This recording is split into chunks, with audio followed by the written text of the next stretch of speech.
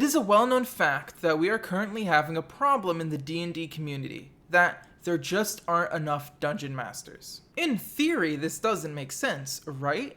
The player to dungeon master ratio is 5-1, meaning that for every 6 people that are interested in playing D&D, only one of those people have to be interested in being a dungeon master for there to be enough dungeon masters per players. However, this is not the case. In fact, there are online services where people are willing to pay dungeon masters to run tables for them just because they cannot find one. There are many reasons why we're experiencing this issue, and I want to go over some of the things that I feel like are happening in our community which are the most damaging and are causing this problem the most. I also want to go over what can we do about it. Firstly, and it's the most obvious, it's a different play experience. Playing the DM is totally different than being a player. The DM makes the world and the players explore it. It's like the difference between playing a video game and being a game designer. Yeah, you can enjoy playing games and enjoy being a game designer, but not everyone who enjoys playing games would also enjoy being a game designer. Even though I think being a dungeon master is a lot of fun, I also recognize that being a dungeon master and being a player, it really does not have that much in common at the end of the day. Even if someone gets really into D&D and loves playing, that doesn't necessarily say anything about how interested they are in being a dungeon master.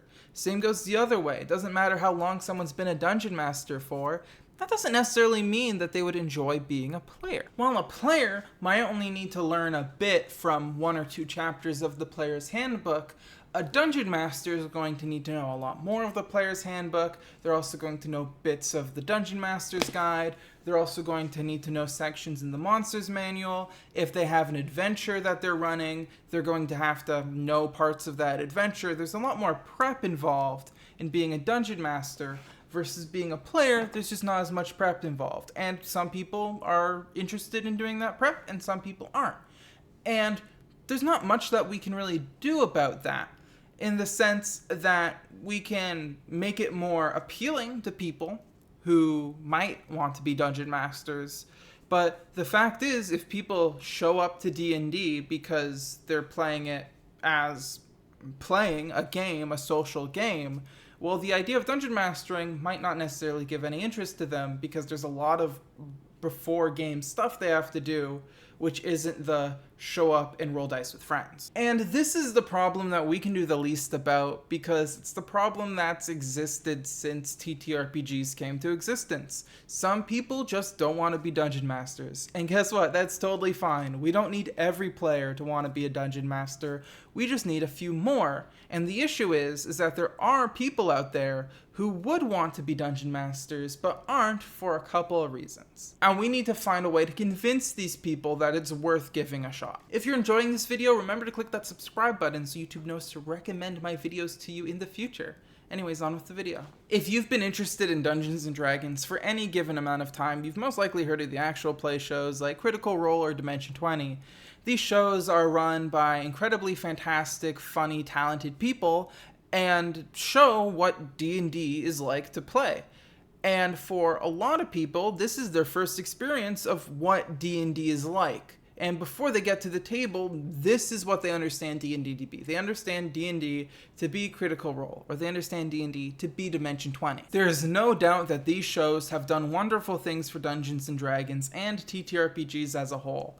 I didn't start watching Critical Role until Campaign 3, but even I know that I wouldn't have gotten into D&D when I did if it wasn't for Critical Role to get other people around me interested in the game. Now, at the same time, while these shows have brought in a lot of players, they have not brought in enough DMs, and it's increased the DM discrepancy even further than it would have been otherwise. People look at Matt's storytelling abilities, they look at the sets, the lights, the voices. His skill and talent is radiant. And this can be very intimidating. People will set people like Brennan Lee Mulligan and Matthew Mercer as the standard of what it means to be a DM. But this standard is simply unobtainable. I want to let you in on a little secret. There was a point in time in which Matt Mercer wasn't a good dungeon master. Do you want to know how I know that? Because there was a point in time in which everyone who's ever dungeon mastered was bad at it. It's called the first time they did it. Not only do people suck the first time they did it, they usually suck the second, the third, the fourth, the fifth, the 10th. I've been doing this for years, and I'm pretty sure I'm still in my sucking phase. Sure, my players have a lot of fun, but my characters have no consistent voice, I contradict myself with the lore at least once per session, and I'm constantly switching between giving away too much plot and forgetting to give vital pieces of information. Seriously, last session, we had a new player join, and I forgot to ask them to describe what their character looked like. I didn't realize this until after the session was over when they told me. My point is that when we watch these games, what we are watching are years of dungeon mastering. We are watching years of acting and improv practice in motion. And we assume, even though we don't have any of that experience, that we're supposed to resemble these games in any way whatsoever? No. And if you are a new DM or you're looking to be a new DM and you're afraid to do it because you're afraid of being the next RPG or horror story, don't be, because you're gonna make mistakes. Huge mistakes. But your players are still going to have fun, and as long as you don't let it get to you, hopefully you're going to have fun as well. In some ways this is related, but another reason why players don't want to become dungeon masters is due to a lack of confidence in their understanding of the rules. Sometimes it can feel like a DM knows all the rules off the top of their head, and they always have the answer to something when they ask you a question. I'll let you in on another secret. Your DM makes up rulings all the time. I'm serious. You try to do something that we're not entirely sure if the game actually accounts for it or not, and it will just make up the rules. Maybe it feels balanced, and if it's totally broken, we'll change it next time. We'll look up if there's an actual rule for it. And on top of that, does your DM feel like they know that all the conditions, what all the conditions do every single time they get brought up? Another secret is that they have a DM screen in front of them, which tells them what to do. We do not have great memory of the rules. At least most DMs that I know do not have great memory of the rules, but we have tools and resources that help us out and assist us when these rules need to come up. However, people still assume that if you want to start DMing, you have to remember that mount costs are on page 157 of the player's handbook. And since they don't know that, then they assume that they aren't ready to be a DM, when they totally are, because I just told you it's on page 157 of the player's handbook. Now, have you ever heard the phrase forever DM? It means how it sounds. A person in a D&D group that is the DM for every single game of D&D they'll ever run. And the forever DM will never get the opportunity to be a player ever again.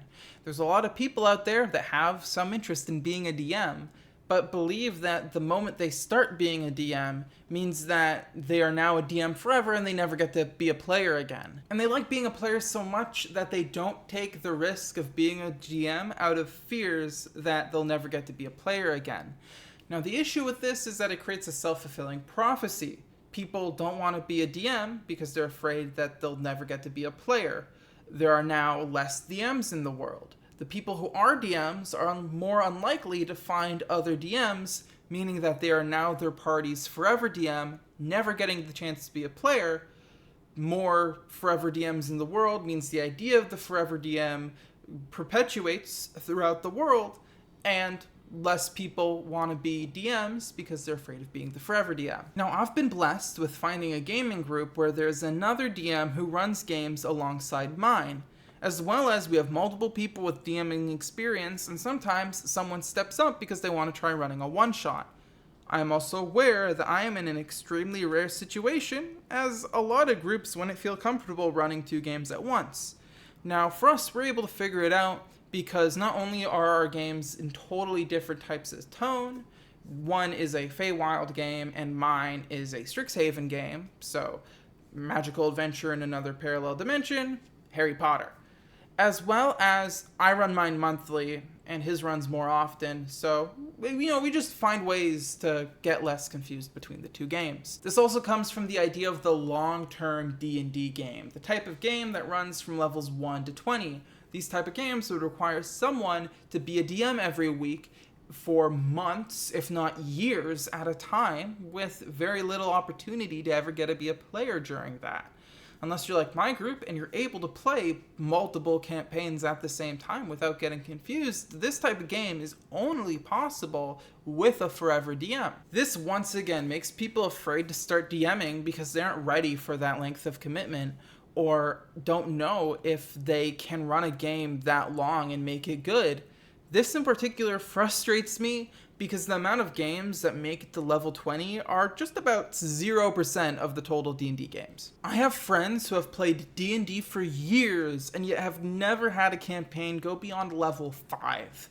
I'm lucky enough to have played in a game that made it all the way up to level 12, but other than that, yeah, most of my games, the highest I ever get is level 5. Games fall through, schedules change, life gets in the way. Some people come, some people go. It's just how the world works sometimes. There are many reasons why a game's going to end earlier than you might anticipate. My point is that we have to remove this pressure from DMs that they're supposed to be running these long commitment games that are months to years at a time. If people want to run them, that's great. But if people are only interested in running 1 to 2 shots, that's even better. If they're only interested in running games that are from levels 3 to level 8, that's also fantastic. Just getting people to try DMing and having that experience, because it's something that you can't really get anywhere else. And the final major problem that I want to talk about, which really connects to all the other problems I've already talked about in this video, is the perceived and real time commitment that DMs have to put in to run their games. Some DMs are just able to improv the same quality of games that take me days of work and idea crafting to come up with, but most of us aren't like that. At the same time, a lot of the DMs we see in these largest actual plays are professional, full-time dungeon masters. It is their job to be a good dungeon master. And on top of that, they have production budgets and teams of people who are also professionals in what they're doing to help them out in being a better dungeon master and running a better Dungeons and Dragons game. And your average person, your average DM, is just not going to compete when it comes to the quality you might see on Critical Role or Dimension 20. By the way, if you are or have been interested in DMing, but haven't because of any of the reasons mentioned in this video, or you just relate to this video at all, know that you have no reason to feel unmotivated or intimidated because your games won't look like Critical Role. When Critical Role started, it didn't look how Critical Role looks today. There's a series by Super Geek Mike where he goes through every episode of Critical Role and breaks down what's happening in each episode, and while you see a lot of brilliant moments, you also see there's a lot of times they made mistakes. When Matt had to retcon something, when he didn't give vital information to players. There are so many mistakes that are happening in these games that you wouldn't notice without someone being there to tell you that they're happening. And guess what? That's exactly the same with your players. When I was talking to one of my players recently, they brought up how they thought it was cool that I had betting rules prepared because they were going to a sports game, and he just out of the blue asked if he could do some betting, and I built a scene for him for betting, and he was surprised I had that ready. And I laughed and I told him, I was like, no, I had no idea that you were going to do that. As soon as you said it, I just started thinking up what it was going to be, and then I did it. And I mean, I'm glad you liked it, but it was entirely improv. I didn't have any of it prepared. But he thought it was prepared because I didn't tell him it was unprepared. Your players are only ever going to know it's improv if you tell them that it's improv. And if you're worried about your game not being fun, remember that any game you ever play with friends is fun as long as it isn't actively bad. You don't have to run great D&D. You don't have to run good D&D. All you have to do is run D&D that isn't bad. And the only way you're ever going to do that is if you start. Thank you so much for watching. If you want to see more videos like this, click the subscribe button so you can stay updated every time I upload a video. And if you want to keep this conversation going, you can always leave a comment down there and I'll try to get back to it if I'm available. I release Reddit videos on Mondays and videos more like these on Thursdays, so there's always a variety of content that you can look forward to on my channel. And thank you so much. This is the end of the video. If you want to be a DM, but you're only interested in wanting, you want to one and do the gwitty, my point is